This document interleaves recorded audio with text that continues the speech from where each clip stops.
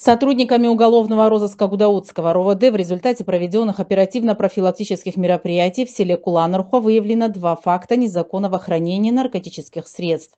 Авицба Адамир Вячеславович, 1990 года рождения, в ходе личного досмотра добровольно указал на хранимое при нем запрещенное вещество, как впоследствии установлено экспертами, наркотическое средство метадон в крупном размере.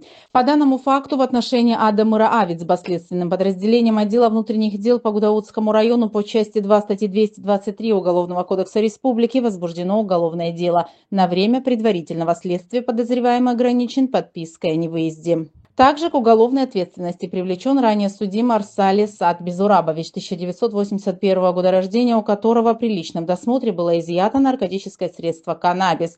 В отношении задержанного группой дознания Гудаутского РОВД возбуждено уголовное дело по части 1 статьи 223 Уголовного кодекса Республики. Гражданин Арсалия содержится под стражей.